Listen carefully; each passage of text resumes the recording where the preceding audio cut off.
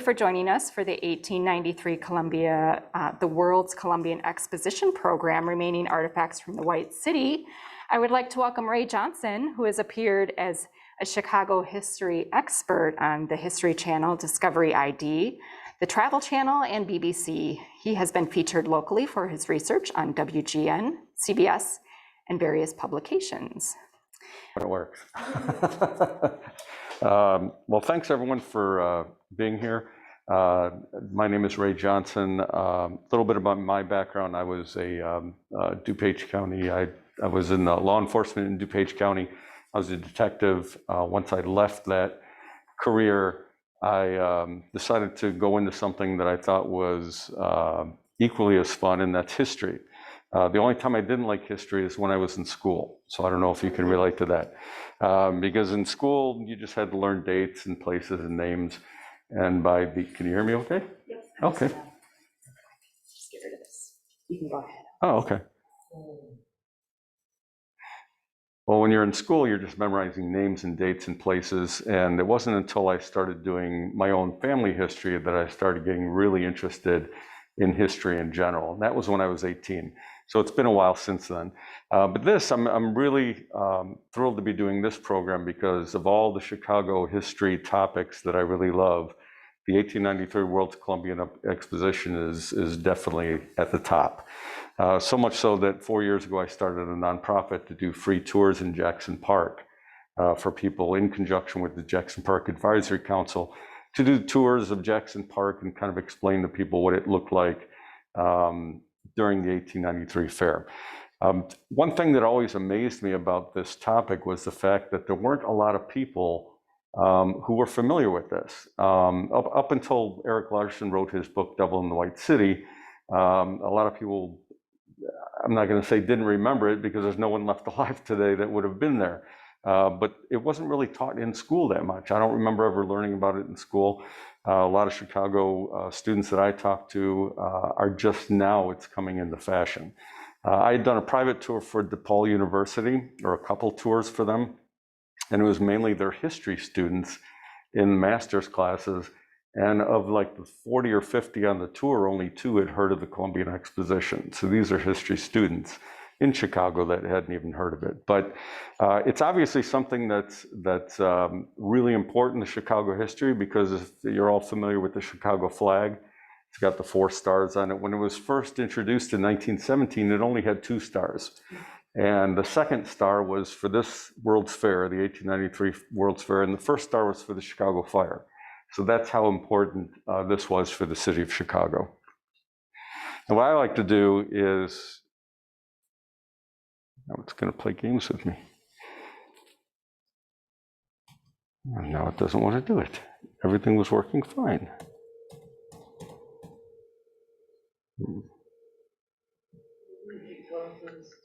There we go.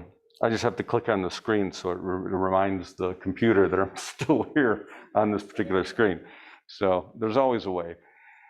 So what I wanted to do is start off talking about the Ferris wheel. Now, we're talking about artifacts that you can still find that are left behind, but I can't do a Columbian Exposition presentation unless we talk a little bit about the Ferris wheel.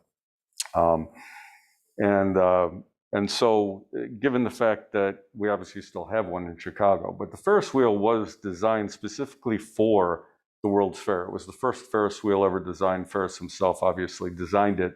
It was something that the developer of the fair wanted to hold a contest for the different architects to come up with something that would out-Eiffel the Eiffel Tower. Since the Eiffel Tower was created for the Paris Exposition shortly before that. They came up with a number of different tower ideas. Initially, they saw Ferris's revolving wheel idea. They thought it was crazy. They didn't give him a second look.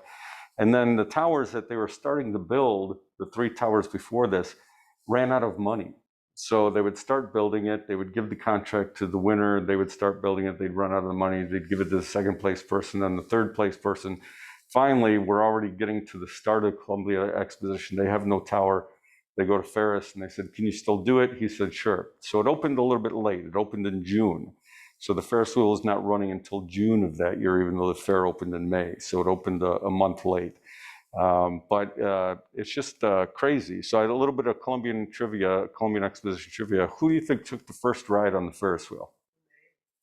Not the mayor. No, too important. Remember, this is the first ride. No human being has been on this 256 feet high revolving wheel. A lot of people say Ferris. It wasn't Ferris. He had to work the controls. That was his excuse anyway. It was Ferris's wife. So Ferris's wife was the first one to ride the Ferris wheel. She actually had a bottle of champagne in her hand, busted it against the side of one of the gondolas, and said, I have all faith and trust in my husband, George Ferris. And then her and about 6 minor political people in Chicago were on one of the cars. So one time around, nobody got hurt. And I haven't heard of any injuries whatsoever surrounding the Ferris wheel its entire time that it was open. This is a view from the top of the wheel looking east. So whoever took the photograph was actually on the Ferris wheel. Took the photo going east on the Midway. This is kind of what it looks like now. The Midway Plaisance is still there. It's just south of the University of Chicago there. It's actually considered a Chicago park, the Midway Plaisance. And it was named the Midway Plaisance way before the Columbian Exposition. So it was Olmsted himself who helped design the Midway along with Washington Park and Jackson Park. And so they developed this park around in the 1860s. And then the fire of 1871 hit and nobody cared about parks anymore because we had more things to worry about. But it was called the Midway Plaisance long before the World's Fair. And then during the fair, it was actually called the Streets of Nations. And then they adopted sort of the nickname the Midway based on it was the Midway Plaisance that it was actually on. And that's where we get Midway from on when you go to carnivals or whatnot. The Midway is where all the games and kind of the fun stuff is. And that's the same way for the fair. One thing that's hard for people to grasp is how large the first Ferris wheel was. So this is a photograph I took of Navy Pier. And this was the Ferris wheel before the Centennial wheel. So the wheel that's there now is about 50 feet higher than this one. But I don't have a picture of that one, and this was a number of years ago when I did this. So when I superimposed Ferris's wheel over the top of the then Ferris wheel, you get that. So a lot of people have no idea how terrifying this was when people first took a ride on this, because nobody had been this high before in their entire lives. There were no airplanes. There were no buildings that were as high as this Ferris wheel at the time. So unless they were up in a hot air balloon or climbing a mountain, chances are they'd never been that high before. Now, Ferris was pretty smart. They had metal bars on the windows. Once you were in one of those cars, you couldn't get out because he didn't want anyone freaking out or wanting to commit suicide on his wheel. He didn't need any bad publicity. These were the cars on the Chicago Ferris wheel before the Centennial wheel. It got a little cold up there when the wind was blowing. It wasn't really enclosed. But this is the original gondola. So the original gondolas on the Ferris wheel could hold up to 60 people, 60. So there's 40 people standing or 40 people sitting and 20 standing. So they were like small train cars or subway cars, about the same size. And there were 36 of them, so it would hold a little bit close to about 2,100 and some people when it was fully loaded. Now, after the fair, the Ferris wheel stayed in Chicago. A lot of people aren't aware that once the World's Fair closed, the wheel was disassembled. It was purchased by a businessman who placed it right about where Wrightwood Avenue and Clark Street is now, and it was called Ferris Wheel Park. So this is the reconstruction of the wheel on the north side, and it stayed there for about 4 or 5 years, but it really didn't make any money. So I think people got their fill of the Ferris wheel during the World's Fair, and they even started dropping the price to ride it, and nobody seemed really thrilled with it. So it is pretty much. It was pretty much residential at the time. This was when the wheel first reopened on the north side, October 6, 1895. So it was a little over 2 years after the World's Fair had ended. Ferris was there himself. This would have been shortly before he died of tuberculosis. He died very young. And then Ralph Hunt, the president of the wheel company, was there as well. And this is just an advertising showing Ferris Wheel Park in the newspaper. Admission, children 10 cents, adults were 15 cents.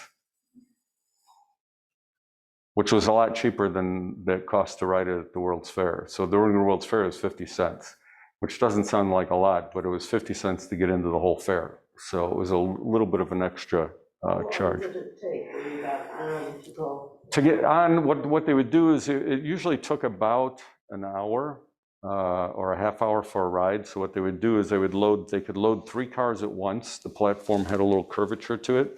They would load 3 cars, they would move 3 cars, and they would do that 12 times until all the cars were loaded, and then they took one continuous loop around before they let them off. So it was about a half hour, 45-minute ride. Now, if I had a dime for everyone that thought the Ferris wheel at Navy Pier was the Ferris wheel from the World's Fair, I mean, or they thought that the World's Fair was by Navy Pier because that's where the Ferris wheel is. So not the case. Now, it did make it to the 1903 World's Fair. They moved the Ferris wheel there. That was the last time it was at a World's Fair. When they were done with it, they blew it up with dynamite, and they buried part of it in the ground right there in St. Louis. And some people bought pieces of it. The only one I was able to trace really was one house in Michigan, which is no longer there, but a wealthy individual had bought pieces of the Ferris wheel and built a conservatory, kind of like a greenhouse, outside of his house using pieces from the Ferris wheel. But now the house isn't there, and I don't know what they did with those pieces. Now, when you look at the map of the fair, this is probably one of the better ones that I'm aware of. I had created an overlay at one point where you could put this on top of what's in Jackson Park. Now, we're going to start here at the top by the art gallery. So this is, well, you're probably familiar with this building, but during the 1893 fair, this was the Palace of Fine Arts. And of course, now it's a Museum of Science and Industry. So the building is about 99% the same as it was back in 1893, except that back in 1893, it was covered with staff. So if you're aware of, most of the big buildings that you saw during the fair were wooden buildings that were covered in like a plaster of Paris to make them look like granite, and then they were spray painted white. Spray painting came from the fair. That was a first. So Frank Millet, who was in charge of decoration, as you know, they pretty much pulled this whole thing off in about 2 years to transform Jackson Park from pretty much swamp into a World's Fair. So they didn't have a lot of time. When you consider Chicago winters, it was really kind of crazy. So once these buildings were built and the staff, all the artists were making all the statues and whatnot out of staff, they're like, how are we going to get all this painted with paintbrushes and a bunch of guys on scaffolding? It's going to take forever. So Frank Millet, who actually died on the Titanic, was in charge of the decorations for the fair, and he said, why don't we just put a big fire hose in a 55-gallon drum of our best white lead-based paint, and we spray it on the buildings, you know, just like a fire hose would put it on, and that's where it came from. So that's where spray painting came from. So the mother of necessity, the mother of invention. So what they did is they later, well, we'll get to that in a second, but Charles B. Atwood is the architect who designed it. He became Daniel Burnham's kind of second-hand man once Root had passed away shortly before the fair opened. This is what it looked like on the inside. So the Palace of Fine Arts they were bringing artwork from all over the world to the World's Fair, statues, paintings, whatnot. We're going to come back to the statue of Ball because I like to kind of trace these things and find out where they went and where you could still see them. Now, after the fair, since this building was semi-permanent, and the reason it was semi-permanent is because since it was housing all the artwork, they had to make it fireproof. So they couldn't make it out of wood and cover it with staff because they couldn't get insurance. So we didn't have, in 1893, by that time it was only 20 years after the Great Fire, and we didn't have a good track record with fires. So when we went to get fire insurance for all this priceless works of art, they said, yeah, you're not going to build it out of wood. So they built it out of house brick and covered it with staff. So because of that, it was more permanent than the rest of the buildings. After the fair was over, this became what is now the Museum of Science and Industry, really became the Field Museum. It was actually the Field Museum first, called the Field Columbian Museum. And what they did is they took most of the stuff that was left over from the anthropological building, which was also designed by Elwood, that was on the south side of the fair. That was stuff like, taxidermied animals, squids, woolly mammoths. You can see that they moved it inside here once it became the Field Columbian Museum. They moved it inside of this building. You're going to see a lot of stuff that looks familiar, kind of like the Field Museum now, because most of those taxidermied animals that you see at the Field Museum were from the Columbian Exposition. Now, in 1922, they built the Field Museum where it is now, and the Field Museum on the south, now the Museum of Science and Industry, became vacant. You can see the house bricks in this slide. So after a while, if you don't keep up the staff, it just falls apart. And that's what was going on, is this building was kind of falling apart. So they moved everything to where the new Field Museum is by truck on rail cars. So they fitted these trucks with railroad wheels. And they also ran trains to they ran special tracks all the way up to the Field Museum and moved things by train. And then these elephants were inside the Field Columbian Museum. You see this little guy here who was one of the security guards for the museum wearing the uniform of the Columbian Guard from the Columbian Exposition, must have borrowed it.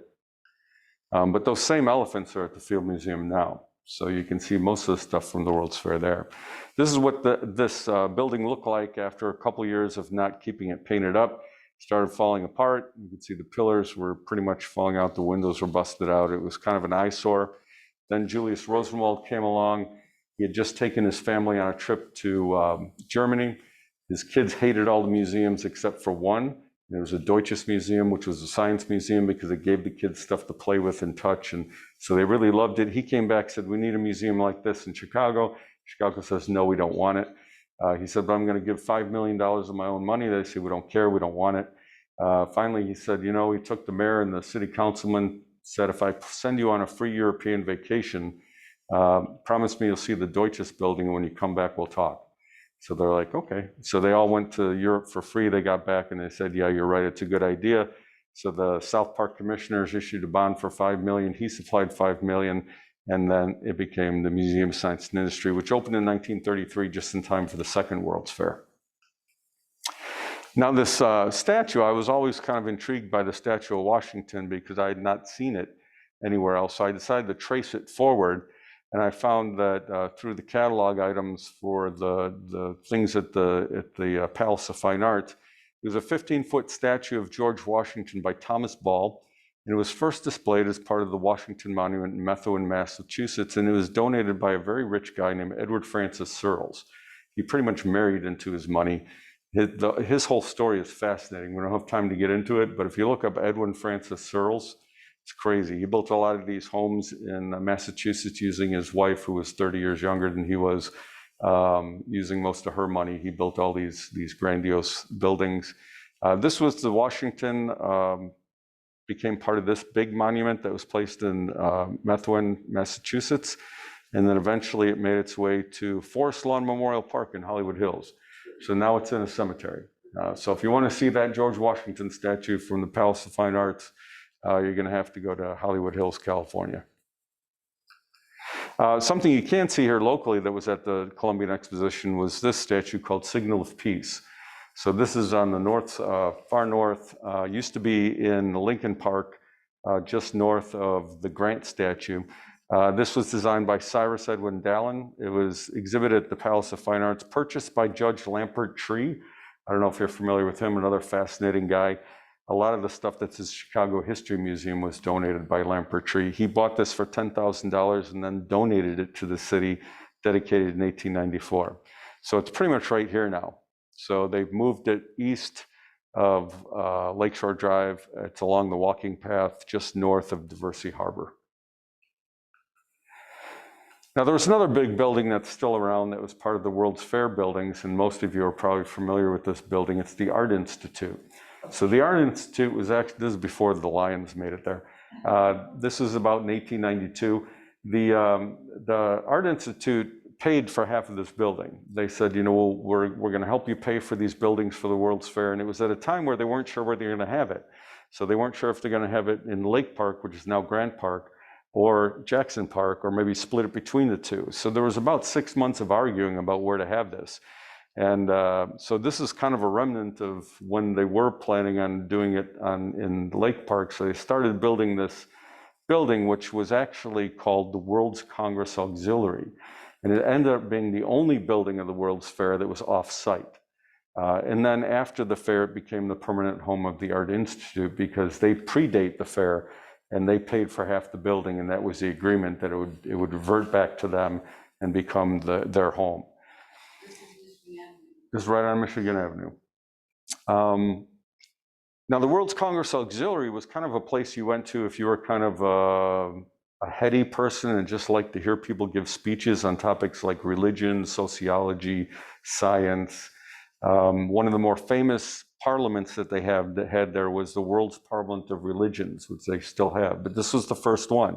So you had religious leaders coming from all over the world, all different denominations, and they all met here for 2 weeks in Chicago to talk about their individual religions. So it was the first time Chicagoans had really been exposed to religions from all over the world. So it was really kind of cool. One of the more famous attendees was Swami Vivekananda. He was a Buddhist monk who came here, and he gave a really short speech. It was only about 10 minutes long, but he opened with "My brothers and sisters of Chicago," and immediately everyone gave him like a 3-minute standing ovation, which is about as long as his speech was. They were just they were just enthused by the fact that someone who came from the other part of the world referred to Chicagoans as his brothers and sisters. So they still teach his speech in his home country. And if you're standing in front of the Art Institute, if you look up, it's Swami Vivekananda Way. So they renamed that portion of Michigan Avenue after him. Now, what I thought was interesting is that when it was the Field Columbian Museum, you see, if we zoom in a little bit, see that lion there? Okay, well, there were 2 sets of lions, one on one side, the north side of the Palace of Fine Arts, and 2 on the south side. What happened was that a woman who married a cousin of Marshall Field bought these plaster lions because all the statues you see at the World's Fair, they're all plaster. They're all meant to be temporary. She paid to have those plaster lions sent to New Jersey, recast in bronze, and then donated to the Art Institute. So those lions, pretty much exactly the way they looked, they were the same size.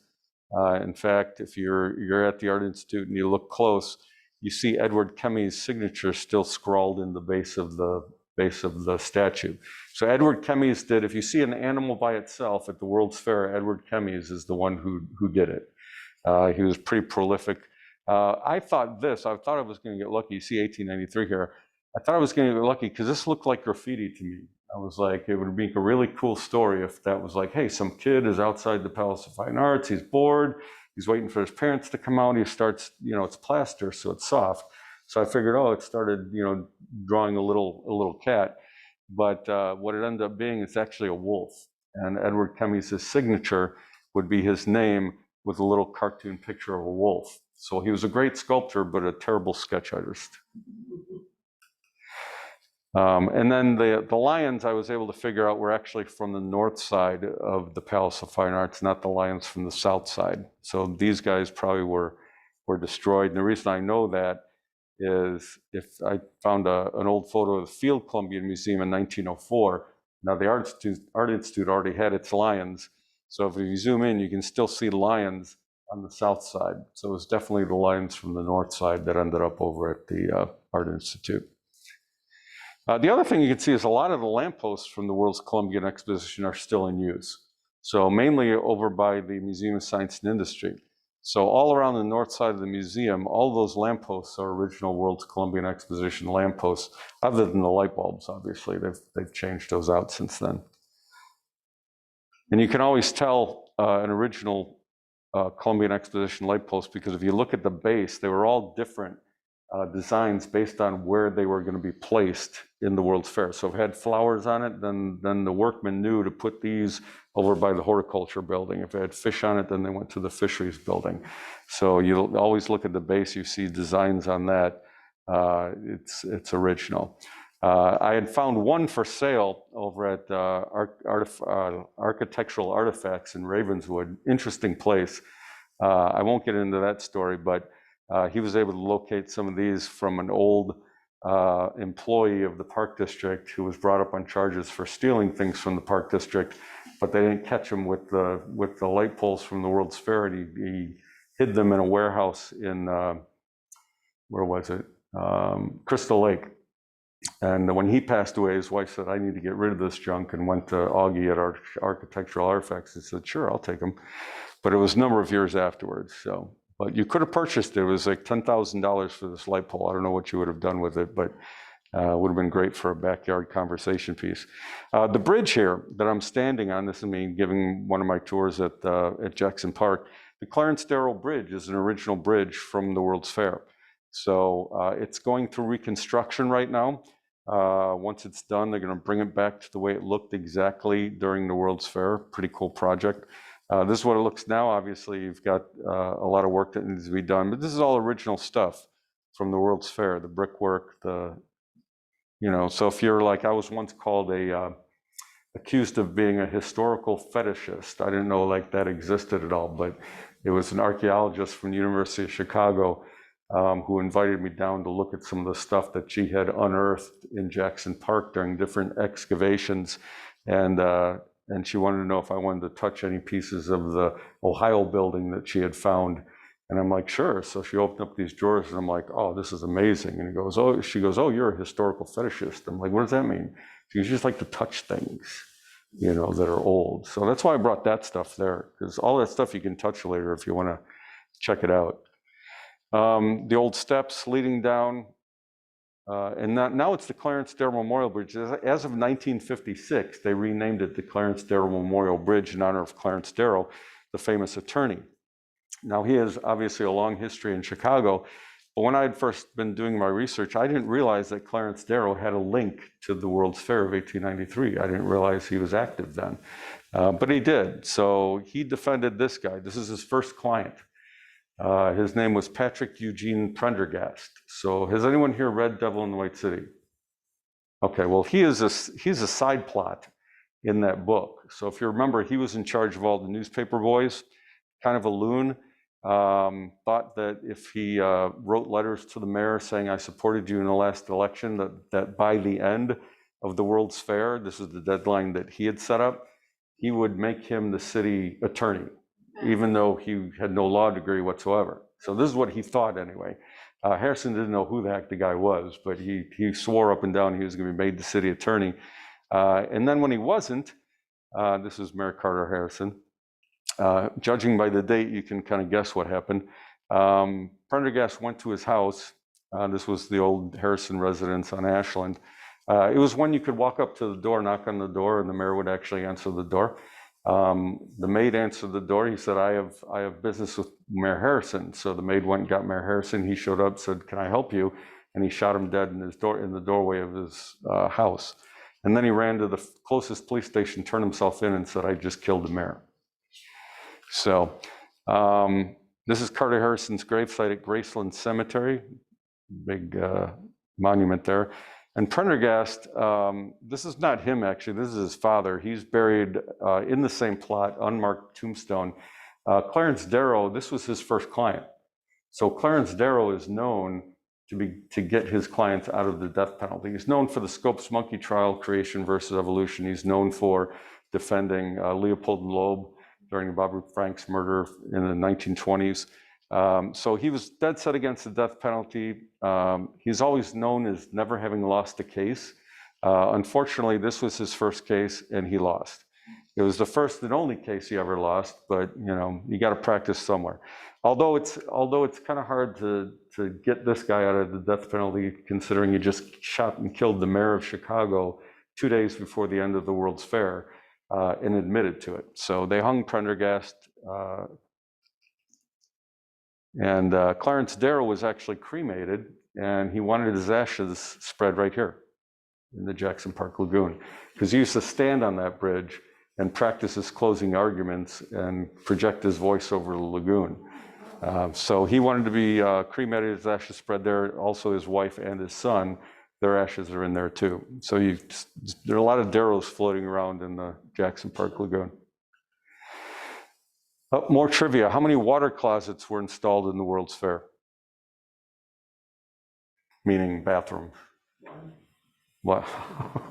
I hope there was more than one bathroom at the World's Fair. 100,000 people on average every day. You wouldn't want to have one bathroom, but somewhere between 20, there's no official number. I've read two different numbers, one being 2,221 and one being 3,000. So quite a number of bathrooms, a lot less bathrooms than are in Jackson Park now.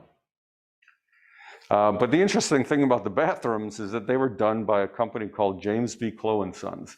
Now, it was actually James Clough's sons that thought up the name of this company because they wanted to get the contract for the bathroom installation, and they wanted to use their dad's name because he was a famous plumber, I guess, in Chicago at the time. He didn't want to have anything to do with it, so they started a company called James B. Clough and Sons. Well, the and Sons were really the owner of the company. James Clough had nothing to do with it. They did get the contract. James Clough started in 1878 on his, but this is an old map that I found. There's a lot of neat old maps of the Columbian Expo. This one is probably one of the most detailed. When you go close up, you've got Clough Sanitary Company right there. So they had bathrooms all over the fair. Some were paid, some were free. If you went to the paid one, they actually gave you a sink and a towel to wash your hands with. If you went to the free ones, you didn't get to wash your hands. So at least not there. But that building is still here. So in Jackson Park, if you go into Jackson Park, just to the south of the Museum of Science and Industry, you'll see a building that looks kind of like a little church building. It's actually a bathroom now, and it was a bathroom then. It was a bathroom before the World's Fair. All the way back to about 1880 is what we traced it back to. But you could buy tickets at the World's Fair to go to the bathroom, and you could save them as souvenirs. So each one of the tickets had a different letter, and you could spell out Clough. And Clough Water Systems is still around today, but I don't know if they know that that's where they started from, because there's nothing on their website about the history and that they started at the World's Fair. The other thing is that you can still visit is Wooded Island. So this is Wooded Island during the fair. It was actually a peninsula, and they dug this section of the park out to turn it into an island. And this was Olmsted's baby. So Olmsted was the landscape architect of the fair, and he wanted to show off all of his landscape work here at the Wooded Island. And it looks pretty much the same. I mean, as far as the shape and everything. The bridges are gone. You have these bridges coming in from the side, one from the north. Now you've got one bridge here and one bridge here. This bridge is still here. This was added later. This one's gone, and these two are gone. But this was the home of the Japanese exhibit on Wooded Island. So somehow the Japanese exhibit were able to convince Frederick Law Olmsted he didn't want any buildings on his island. Somehow they convinced him that it would be good to have their stuff there because they will blend very well with the environment, and it won't be a sore thumb on your island. And he was actually happy with it once he saw it. And actually Frank Lloyd Wright went to Wooded Island during the World's Fair, and that's what gave him the inspiration to study Japanese architecture. And you do see a lot of Japanese influence in a lot of his architecture. This is the Hoden Palace. It was 3 individual buildings all connected with a set of hallways. Here's another view of it from the east side. And now it's the Japanese Gardens. Now the Hoden Palace was originally given to the city of Chicago as a gift. And they said, it's yours, you can have it. And they actually paid for its upkeep. Then we had this little thing in the 1940s. In December, we had a falling out with the Japanese. And what happened is there were some arsonists from the south side that they were angry at the Japanese, so they burned down the Hoden Palace. So, but now it's the Japanese Garden, so you can go there and see. It's really beautiful. I don't know how many here have been to the Japanese Garden on Wooded Island. It's gorgeous. I mean, you forget that you're in Chicago.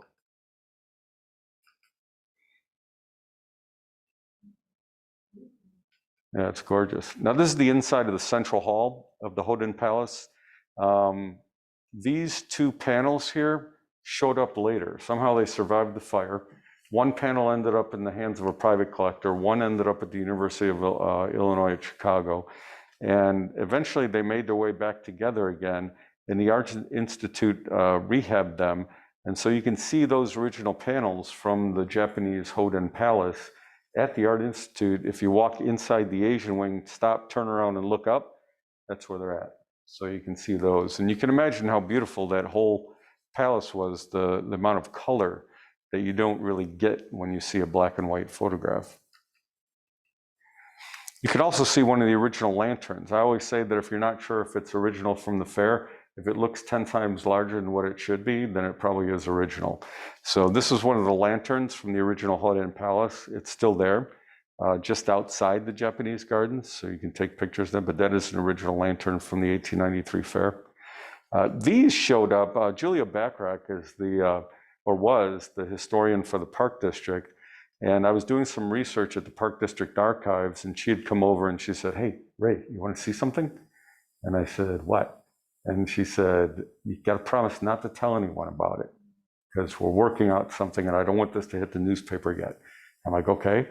And so she took me in this back room and she showed me this, unwrapped the bubble wrap.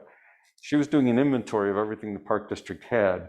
This had white, kind of a brown paper over it, and then the bubble wrap, and then this. And it was marked, she was in one of the warehouses of the Park District, and it said 1933 on it. So she thought, "Oh, cool, it's something from the 33 World's Fair." And when she unwrapped it, she immediately went, "No, this isn't from the 33 fair, this is from the 1893 fair." So these are the original panels that were, like, they used them for doors. So they didn't have, doors that open, close. They had the kind of sliding doors, the panels. These are the original 1893 panels in pristine condition. I'm not sure how they survived the fire, but they were been in storage for 127 years. So they ended up taking those to the Art Institute, and they're going to refurbish those and display those as well.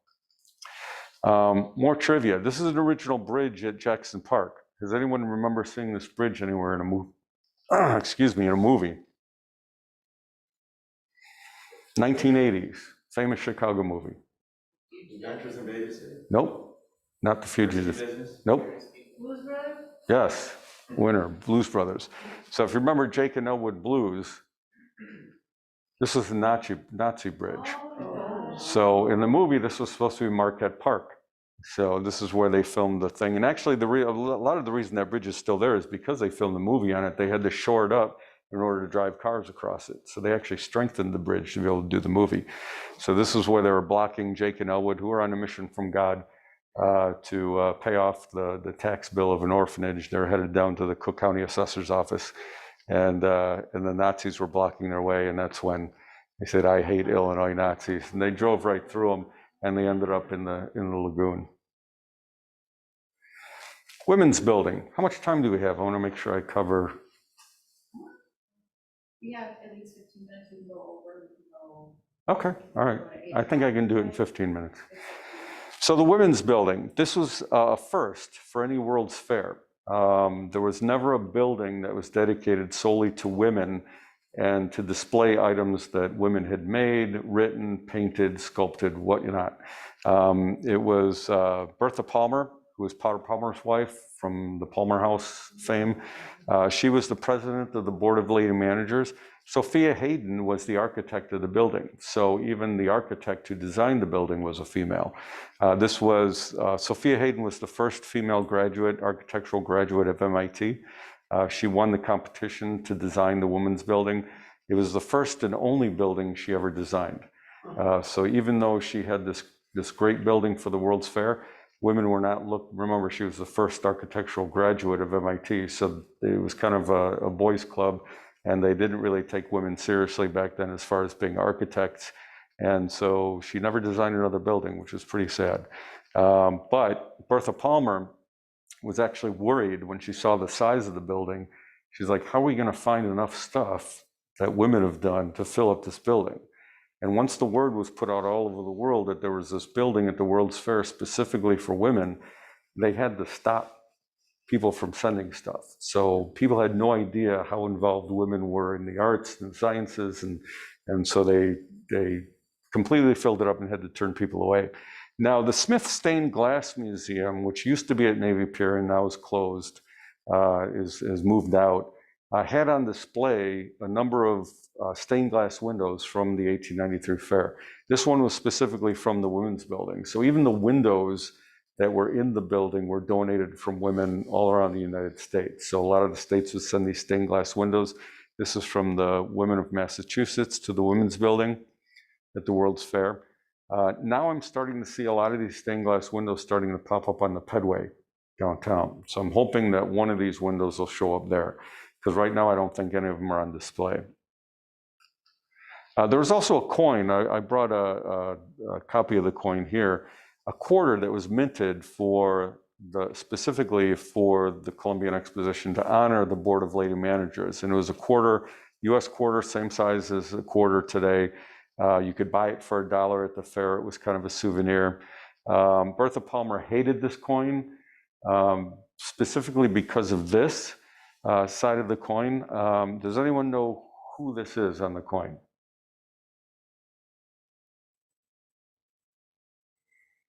Any guesses? Columbian Exposition, meant to honor the 400th anniversary of Columbus discovering America. It's Isabella, very good. Most people go Columbus, and it's like, that's why Bertha hated it, is because she said it, that even back then, she said, this coin, this image of Queen Isabella looks like a man in drag, is what she said. And she said, change it. And they said, too late, it's already minted, so we can't go back and change it. And those are still around. You can still buy them for about $300 or $400 online. The 50-cent piece you can buy a lot cheaper for about $15, because there were more 50-cent pieces sold at the fair.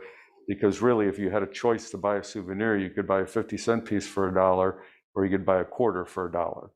And so most people sided with the 50-cent piece for the $1, so they didn't sell a lot of the quarters. Whatever didn't sell went back and was melted down. So they're a little harder to come by. Illinois Building. So Illinois, every state in the Union had a house specifically for their state at the World's Fair. Now, most of them were north of the Museum of Science and Industry. This one was Illinois. It was the largest of all the state buildings because, we were hosting the fair, so we had to show off. And it was designed by W.W. Boynton, who also did the water tower, the entrance to Rose Hill Cemetery. So this is one of his buildings. C.B. Atwood hated this building, by the way. The guy that designed the Palace of Fine Arts said he hated it mainly because of the dome. He said it had a double dome. It looked ridiculous. He said it was a spectacle of political debauchery, is what he said in the paper. Plus, it also blocked the view of his Palace of Fine Arts from the south side, so he wasn't real happy about that. But inside this building was a statue called Illinois Welcoming the World, and it was designed by a female sculptor named Julia Bracken. She was a local Chicago sculptor. And after the fair, the statue was moved, and where it was moved, it's still at today, and that's down in Springfield at the state capitol. So it's been in 2 different state capitol buildings. There's nothing on the statue that says, hey, this is from the 1893 World's Fair. So the people working there probably have no idea where the statue even came from, which is kind of sad. But if you're interested in seeing the statue that was inside the Illinois building during the World's Fair, you have to go to Springfield to see it. The Battleship. This is one of my favorite exhibits at the World's Fair, mainly because this battleship was designed as a prototype for the battleships they were planning to build later on. It was about 5 years out. So it served 2 purposes. This was the naval exhibit at the World's Fair, but it was also a prototype. So what it was, people thought they're actually going on a real battleship, but it wasn't. It was built on a pier. So it was a wood on a wood pier. It was a brick battleship covered in a material like staff, painted battleship gray. Everything on it was real. All the guns, all the sailors. In fact, the sailors were U.S. sailors that they brought in to man the ship to make it look good. And one of the sailors actually got seasick on it, even though it's not moving. So I don't know if he had much of a career in the Navy after that, but But it made the designer really happy because he's like, oh, well, if it made this guy seasick, then it's a pretty good imitation of a battleship.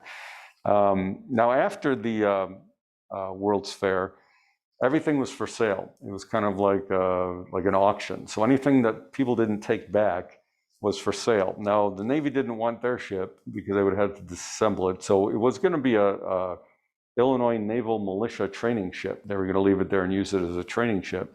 But the Belle they sold to this woman, Julia Arthur, who was an actress at the time. And she married Benjamin Cheney, who started the American Express Company. So they had a lot of money. And they would go around buying these souvenirs and artifacts from all over the world.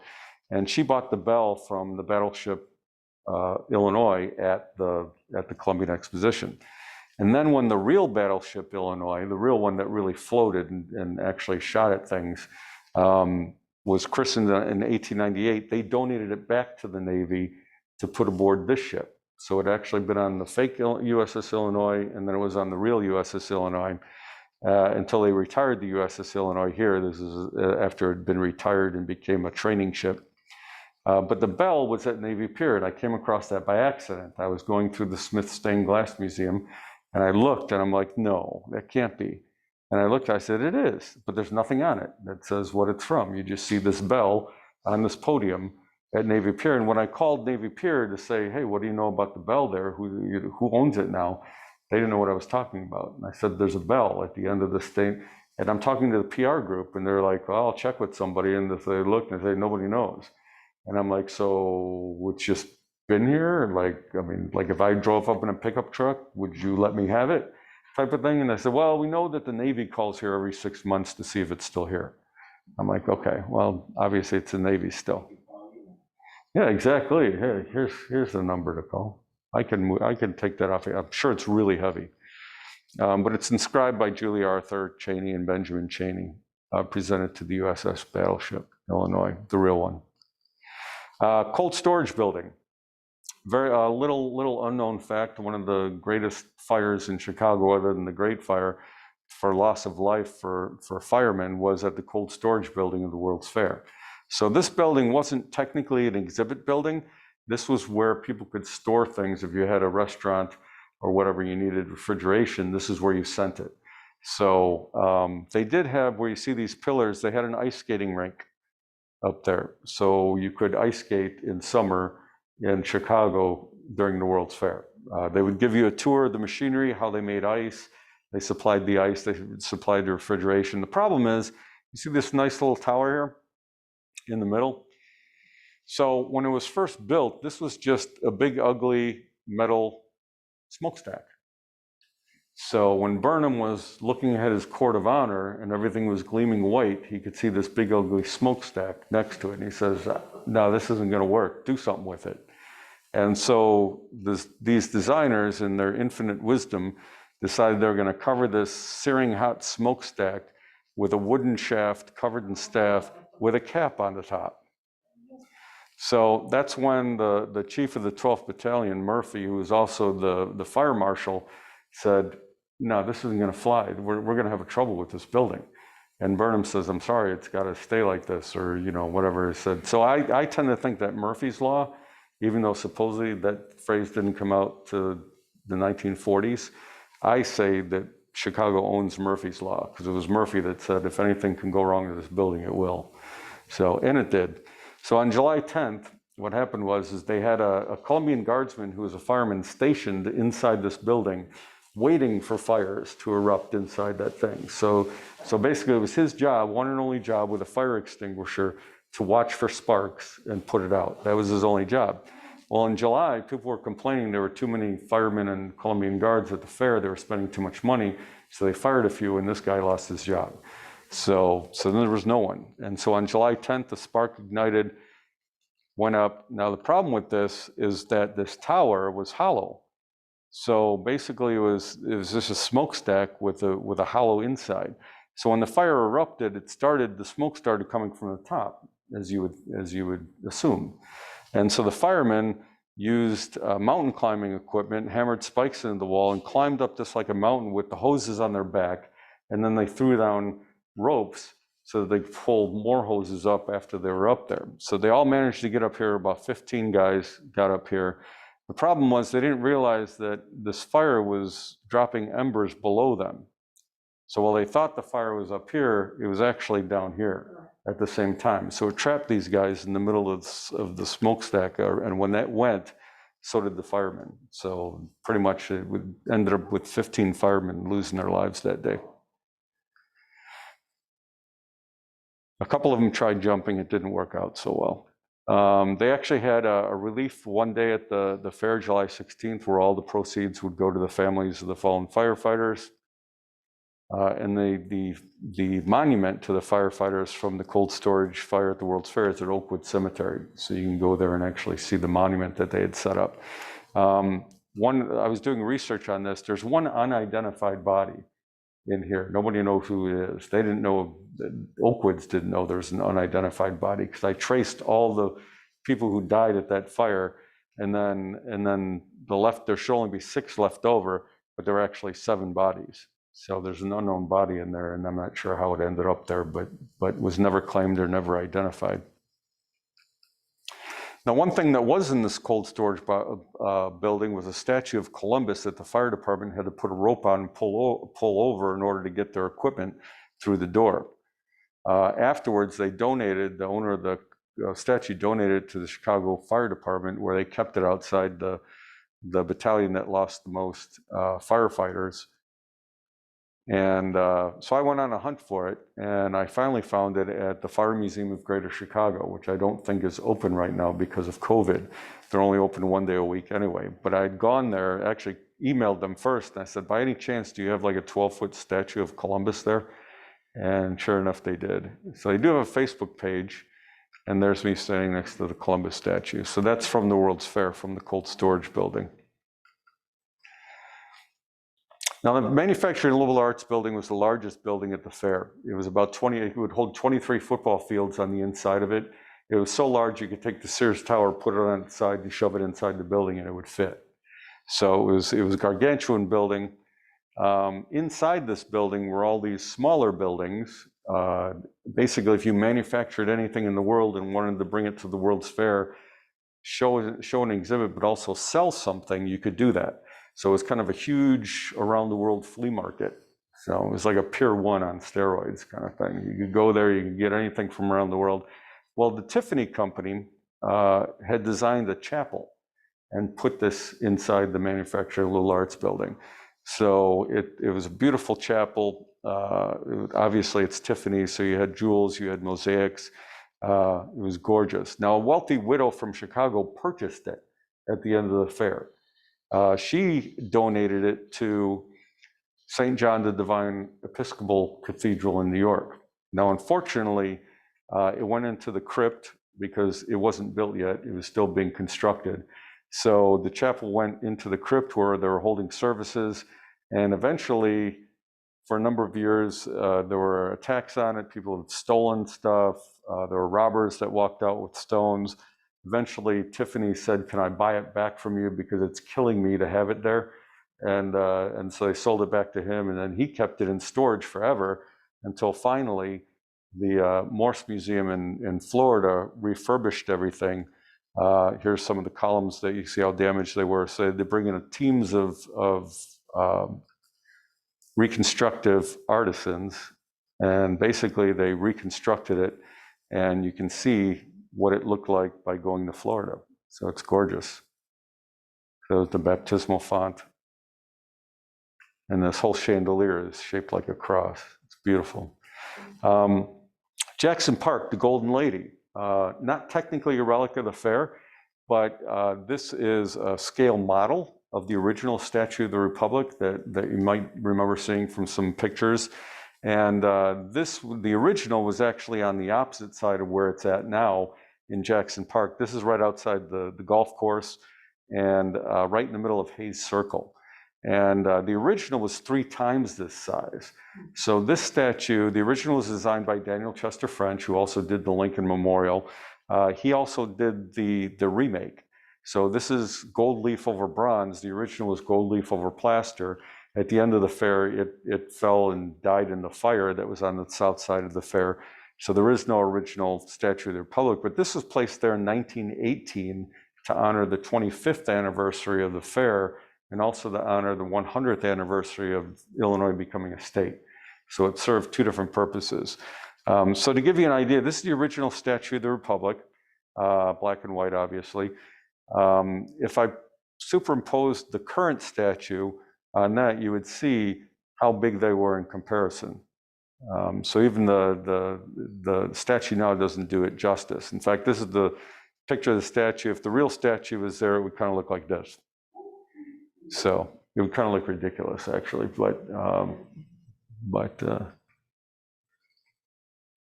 Now the administration building, I have a friend who colorizes these photos. It's really kind of cool. His name's Randall Hersey. As a hobby, he'll take old pictures of the Columbian Exposition and he'll colorize them.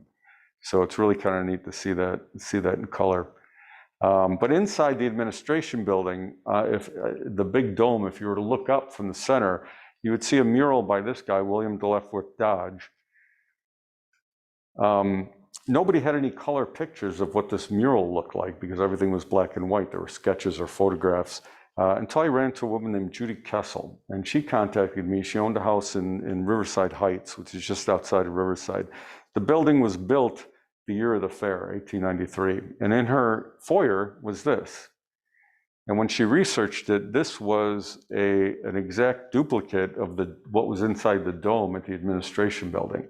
So she researched it at the Newberry Library. So this color, this was the sketch that was in the Herbé DeLong scrapbook. If you ever get a chance to go to the Newberry and want to see a lot of cool stuff from the fair, ask to see the Herbé DeLong scrapbook. It's huge. They got to bring it out on a huge cart. It's like this. And this guy who worked at the fair had collected all sorts of stuff. It's really kind of a neat scrapbook. But this was in there. And so it was a sketch by Dodge as his working sketch work for the mural. So she was able to verify that it was a mural from the administration building, although a lot smaller, so on a smaller scale. So what it was is these artists that were doing murals for the fair would design like a kind of a paint by numbers version of it that lower artists could then sell and then paint in these newer homes. So it was authorized by Dodge. It was drawn by Dodge. All the colors were authorized by Dodge, but he would have people that would go out and repaint these in different homes. And this is the only one that I'm aware of. So she had it on display at the Newberry for a long time. It was really cool mural. It would be really neat to see that in the original size. Norway Building. You can still see the Norway Building, which was there. It's one of the foreign buildings from the fair. It was the first one completed. After the World's Fair, the Wrigley family bought it. They moved it to Lake Geneva, turned it into like first a guest house, and then it was a movie house where they would show movies. And they ended up selling it to a Norwegian ethnic park, which was called Little Norway in Wisconsin. And people go there and see it. And eventually Little Norway closed. And the people, this is the last owners of Little Norway, and they were really concerned about the building. They didn't want to see it disappear. And so Norway contacted them, raised the money, disassembled it, and then brought it back to Norway in the original town where it was first made. So this is the disassembly, and it was patterned off of an old stave church. This is the grand opening of it in Norway, back where it started before it came here. And so now it's actually in the municipality of Orkdal. So it's back home. I was talking about the state buildings. So state buildings, each one of the states had their own building. The main building is still around, you can see it. It went to Poland Springs. So after the fair, all the buildings were for sale. If they didn't want them, it was purchased by Poland Springs. They brought it back to Maine, and now it's the building they use for the Poland Spring Preservation Society. So it's right next to the Polish Springs Resort, and there's the main building. So you can still see that. That's still around. All right, whoops. Which beer won a blue ribbon at the Columbian Exposition? This is one of my, I hate it. I hate it when everyone, oh, it's a blue ribbon. It won a blue ribbon at the World's Fair. No, it didn't. No beer won any ribbons at the fair. They won this, if anything. And everyone would get an award. They were all the same color. I got I got an actual award there, the medal. You can take a look at it. Not Pabst, that's in St. Louis. Well, not St. Louis, but it's up in Milwaukee. Their award. So everyone got the same award. It was St. Gaudens's medal. But if you want to see the Pabst Pavilion, this was in the agricultural building. So if you went to the World's Fair and you wanted to drink free beer, you went to the agricultural building where the different beer manufacturers would be giving out samples of their beer. Because beer was considered agriculture. If you wanted free wine, you had to go to the horticulture building because that was considered horticulture. So if I ever go back in time, I know where the air-conditioned buildings are. I know where you can get free beer for free wine and where the good bathrooms are at. So I'll be all set. But you can still see the Pabst Pavilion. It's part of the Pabst Mansion in Milwaukee. So Pabst moved it back to his home in Milwaukee, and it became part of his home. And then it became part of the Archdiocese of the Catholic Church bought it and used it as kind of kind of a retreat house. And then it went back to the Pabst Mansion group that's now a historical society. So you can take tours of that. Very cool. The Norway ship. So Norway, remember this is the Columbian Exposition. So people were supposed to be celebrating Columbus and him discovering the New World. Well, the Norwegians wouldn't have it. So they're like, we were here long before Columbus was. So they actually put together a Norwegian Viking ship patterned after the one Leif Erikson would have taken. They actually sailed it with no special instruments from Norway to Chicago and never took the boat out of the water. They went through the St. Lawrence Seaway. They came through Milwaukee was their last stop. They made it here. They did get arrested in New York before they got here. New York wanted the Italians in New York wanted to stop them from getting to the World's Fair and making Columbus look bad. So they staged this thing where a fight broke out and the police arrested all the Norwegians, but let the Italians go. And the plan was to keep them in jail until the end of the fair, until the mayor of New York, it was the mayor of Brooklyn, it was a different city at that point. The mayor of New York found out about it and said, let them go. So they let them go. When they got here, during their speech, their dedication speech, they said that the United States has been a great place, very welcoming, just don't go to Brooklyn. And they told the story. You can still see the Viking ship. It's in St. Charles now, or not St. Charles, but St. Charles. Geneva? I think it's Geneva. No, it's not. It used to be in Lincoln Park. And the Park District couldn't take care of it anymore, so it was adopted by Friends of the Viking ship. And you can go have tours of it at Good Templar Park. And finally, the Mines building. So you can't see it in this, mainly because my little inset is covering it up. But there was a statue that was over the Strum Brothers exhibit they were iron workers in the mining building. After that, it was a company in Chicago bought it and displayed it outside of their steel, their metalworking company, and then it disappeared. So I was kind of curious where it ended up. So I finally traced some business records and came up with this new company, Chicago Dries and Krupp, that's actually in Peatone. And I just called them up and I said, this may sound like a strange phone call, but do you guys have like this really tall statue of a guy holding a hammer and a sword? And they said, oh, Vulcan, yeah, he's here. And I'm like, really? I'm like, well, it wasn't Vulcan. His name was Tubal Cain, so it was the original name of the statue. But they said, they said, we're going to let you talk to the guy who's been here the longest. I'm like, okay. And so he gets on the phone and he said, yeah, I remember when it was outside Chicago. He said the problem is we strapped it up on the building and then people would come by and shoot at it all the time because they liked hearing the ping, as the bullet bounced off the metal statue. So we packed it away and we left it in the crate until we moved to Peatone and we brought it out. And so I went down there and I said, can I come see it? And he said, sure. So I went back in their metal shop and there he is. So they've got, if you want to see Tubal Cain, which technically was the 9th great grandson of Adam, if you're in the biblical history, who became the first metal worker, supposedly. So it was kind of the statue that they used to represent their site. All right, that's nowhere near everything that still exists from the fair. It's what I could cover in the time we had. friendsofthewhitecity.org, that's the website of my nonprofit that's all about the White City, and we're not doing tours now. Obviously, we normally run from May to October, but with COVID, it kind of messed things up. You can also subscribe to my blog, which is Chicago History Cop on Chicago Now. You can get a hold of me by email, chicagohistorydetective@gmail.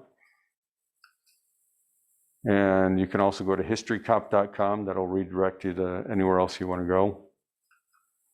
And these are just the 3 books that I've written: Haunt Detective, Chicago's Strange History, and The Great Chicago Fire. All right. Great. Any chat questions? So we have about 50 people joining us at home. Oh, That's good. great. I don't see, that's an excellent presentation. Thank you. I don't see any questions. Can I get them to do this? That just means I covered everything so thoroughly that, no, go ahead. How long was the exposition? It was only 6 months. It went from May 1st, 1893 to October 30th, 1893. So all the work they put into this was for 6 months, and it was all meant to be temporary. All those buildings were meant to be taken down and the scrap sold. That's part of the way they financed it. It was all financed using private money. And so the US government didn't provide any money. The city of Chicago didn't provide any money. All the money came from individuals or corporations that bought stock in the World's Columbian Exposition Corporation. That was a Chicago-run corporation. And it was one of the few World's Fairs that actually did a little better than breaking even. And that was mainly because of the Midway. So if we didn't have the Midway part of the fair, we would have lost money like every other World's Fair. But because the Midway, everything was extra. So, and the Midway was open later. So you had the World's Fair proper, which was open till 11 o'clock, and they had fireworks every night, and then it would close. And then if you wanted to continue drinking and seeing dancing girls and riding ostriches and going up on hot air balloons and all that kind of fun stuff, ride the Ferris wheel, you can go there. That was open 24 hours up until August, up until July, when the people of Hyde Park weren't happy with the noise and the drinking, because Hyde Park was technically a dry area at the time, and they didn't like all the drinking and carousing. And so Burnham finally said, fine, 2 a.m. So that's when they made it go just till 2 a.m. Where did all the people stay that came to this? Oh, where did all the people stay? The number of hotels exploded right before the fair. And by hotels, I mean, not every hotel was like the Drake or the Hilton or anything like that. Anyone who had a room to rent, that's where people stayed. I thought it was bad. Yeah, if you looked at, there's a great book, I'm trying to think of the name of it now. It was done by a professor at Northwestern. I think it was Paris by Day or something, or City, I can't remember, but they had actually documented that the number of hotels increased by about 15,000 between when we knew we were going to get the fair in 1890 till when it opened. And there were 15,000 hotels listed that weren't listed before. But then again, by hotel, if you read Devil in the White City, I mean, yeah, he had a hotel too, but I wouldn't suggest staying there. But, I don't see any more questions in the chat. Robert just wanted to say, I'm truly impressed by the scale and vision of the fair. It makes things like the Illinois State Fair look like a farce. yeah, it was the largest fair, and we broke all records. Chicago Day at the fair broke all attendance records. So Paris had the record at about 600 and some thousand. On Chicago Day, we were over 750,000 people that were at the fair just that one day. So When was the last World's Fair? they still have them, actually. They're a lot smaller in scale, and they don't technically call them World's Fairs anymore. They're more geared toward very specific type of fairs. So as far as the last really World's Fair, I'm just from what I've read, I believe it was New York, and it was in the 1950s. Was the last real World's Fair, as you would call them. But then they would have other World's Fairs that were like a railroad fair, or it had a very specific, narrow kind of focus. So I think the last true World's Fair was in New York in the 50s. Fascinating. All right. Yeah. Oh, one more. Wasn't there an exposition in Tennessee in the 80s? There may have been. A world exposition and something in Seattle in the 60s? But yeah, you're right about Seattle. I don't know about Tennessee. See, you're right about Seattle. No, Seattle was for the Space, that's where the Space Needle came from. You're right. And that's why it wasn't, no, that was the Meet Me in St. Louis was different. I think, wasn't there a movie made of that fair? Yeah, the Judy Garland. Yeah, but St. Louis? yeah, but I mean, not for Seattle though. Seattle was an Elvis movie. It was, that's right, that's right. I knew there was a movie. I couldn't remember who it was. And a question just came in, somebody wanted to ask, wasn't there a lot of murder at the? There was, if you're talking at the World's Fair, so that's someone who maybe may have read Devil in the White City. It made it sound like, you know, everyone in Chicago was being murdered at the time of the fair. It's been kind of blown up. First of all, the World's Fair had its own police force, and it was called the Columbian Guard. And there were 1,000 Columbian Guardsmen that would cover just the fair proper. And then you had the Secret Service, which was run by John Bonfield from the Haymarket riots fame. So after he left the police department, they put him in charge of the Secret Service, the plainclothes guys at the fair, and that consisted of 2 detectives from each state in the Union, and they would just walk the fair looking for people they knew to be pickpockets or, you know, they're frequent flyers from the state. So it was kind of like a 1893 facial recognition, only not quite as, you know, good. You just had the guys running around looking for people. And then the Columbian Guardsmen were all in their 20s. They had swords. They didn't have guns. They had swords. I'd rather be shot than stabbed with that sword. I've got one of the swords at home. It's pretty cool. But there were plenty of police officers. The only thing that really happened at the fair would be like people trying to jump the gate without paying. There were a lot of pickpockets. Anytime you had large groups of people, there were pickpockets. Jane Addams had her purse stolen the first day, the dedication day. So, but knowing Jane Addams, she probably thought the person who stole it needed it more than she did. So, all right. Well, if you could just say thank you to everyone for joining us on Zoom. Oh, sure. All right, thanks for everyone joining us on Zoom. Thanks for sticking around, and it was a lot of fun. Hope you had some fun, learned some stuff, and I'll turn it back over.